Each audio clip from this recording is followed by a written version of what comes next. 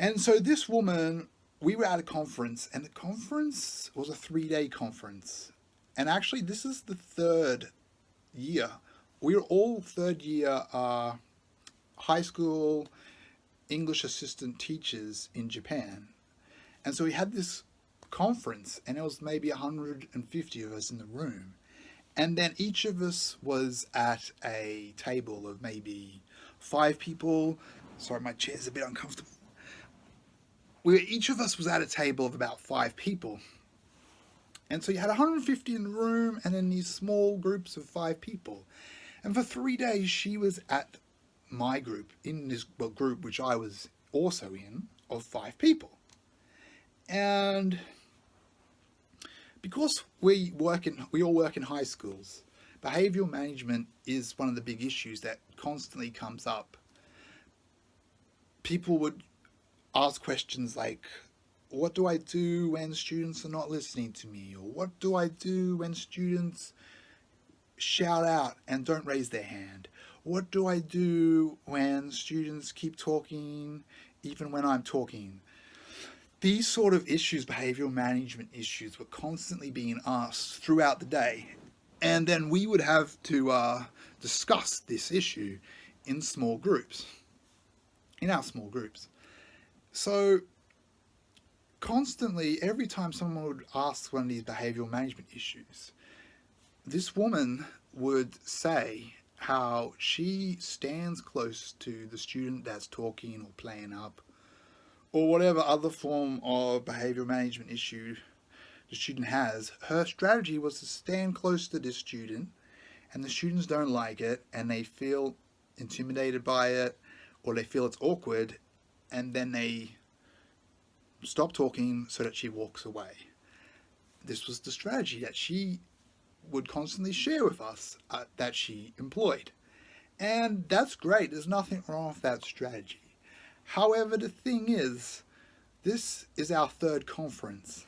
And actually, all of us at that table had heard that strategy many times. Each year that we did this conference, we're all third year, so it's a 3-day conference. So we heard about that strategy tons. It was put on the overhead projector, the PowerPoint slides. It was discussed greatly in depth from our very first year and in each and every conference. It was seriously the most mentioned strategy. Now, when she brought that up at this 3-day conference, and constantly bring this up, for one, we were already bored by the material of this conference because, as many people know, often what they talk about at events like this is not particularly insightful, and we were all bored sitting there. And most of our emotions, we were just in stun mode most of the time. And then they would be like, now discuss this in your group. And every behavioral management issue, she would jump in with that. She says, well, when I'm at my school, I always go up to the student and I stand beside them until they be quiet. And they'll be quiet. Because I don't care if it gets awkward. And she'd constantly say this strategy and how it worked. And what she wanted was for us to be like, oh, wow, yeah, you're a good teacher. That's pretty cool. I'm sure that would work. That's a good way to make people be quiet. But none of the other people at the table said that to her. They didn't reply. And she was constantly one of the first people to talk every time. Pretty much always the first person. And she said that so often, so many times. And no one responded to it. Because we all felt like it was like saying the sky is blue. It was so well understood by all of us that we had no reaction to her saying that at all. No one was going to give her any form of recognition that she was seeking, because she really felt, you could tell by the look in her eyes, that she really felt that this was this really cool thing that she did, and she was really good at it, and she wanted us to recognize that, because she felt that she was a good teacher, or at least she was determined to establish in our minds that she was a good teacher, and to use this to tell us, hey, I'm good at this, I'm a good teacher, recognize me. But like I said, we had all seen that so many times, heard that so many times, that no one was at all impressed in any way. And this, unfortunately, made her keep repeating it, because she felt like she had to get that recognition, and she hadn't got it. And she had this awesome thing, this awesome idea, that worked, and she needed people to tell her. She wanted people to be like, "Wow, you're great. That's awesome. You're such a good teacher. I'm sure that would work really well. Congratulations." Yeah, but no one gave it to her.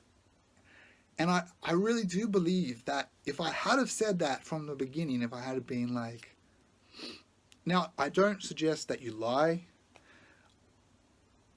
but I could have said something like, yeah, I'm sure that strategy could have just reflect what she said to you. Paraphrasing. Yeah, when you stand by a student like that, that is a really good way to make them to make them stop talking, to make them concentrate. I'm sure they wouldn't want you to stand there. That would be awkward. I'm sure that would work really well. That's a good strategy. And if I had given her that, like the first time she said it, or maybe the second or third time, or if someone else in the group had said that, it probably would have reduced the amount of times that she kept repeating it, because she repeated it multiple times every day. And every time no one responded to it. And personally, sitting there at the table, I just thought it was super mundane, and it was just another person saying something super boring and mundane. And I had no reaction to it at all. It was just like more background noise that I had to put up with for 3 days, 3 8-hour days. And if I looked at everyone else's face at that table, they felt the exact same way. Now, her looking for recognition, that is grounded in her relatively more than most people. That is grounded in her being a type 3. Her using this really mundane example of a skill that she has to suggest that she is a good teacher and to seek from us the applause. Well, the example that she chose probably has more to do with her own aptitude for teaching or intelligence, her understanding of the environment, maybe even her memory, the fact that she doesn't remember that we've been told this so many times in the past, over the last 3 years. I guess that could be why she's bringing up such a mundane example. So that mundaneness, that really unimpressive example, that story that she wants to talk about, that's not related to her being a type 3. There's no reason why type 3s would be more likely to come up with mundane, ridiculous examples of success.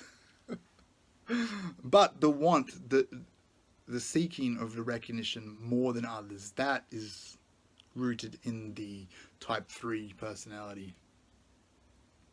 Yeah. So I think that in sort of a summary of this video, I was just suggesting how that being identity, that image focus of type 3s can lead to repetitiveness. And I hope that story about recognition seeking behavior, that can also lead to repetitiveness, and how that's related to image as well. I hope that sort of brings more awareness about just general type 3 behavior, but also the strategy here. If you are dealing with a type 3 and they are seeking recognition, this is the main point of the video that I wanted to get across. One good way to just stop repetitive behavior is to give them the recognition that they seek. Now, they probably will continue to seek recognition more so than others, but I'm sure it will help if you do give them that recognition. I'm sure it will help. I'm not suggesting that you lie. It can be done in a genuine, congruent way. I definitely suggest that you always make statements that are genuine. And if you're just more aware that, okay, this type 3 is being super repetitive, maybe they're looking for recognition from me, maybe, and then you might notice it more. I wish I had noticed it on that occasion. It would have saved me and everyone at that group a lot of 3 days. It would have made those 3 days just that little bit less boring. So please subscribe if this is interesting, and more videos to come. Thank you very much.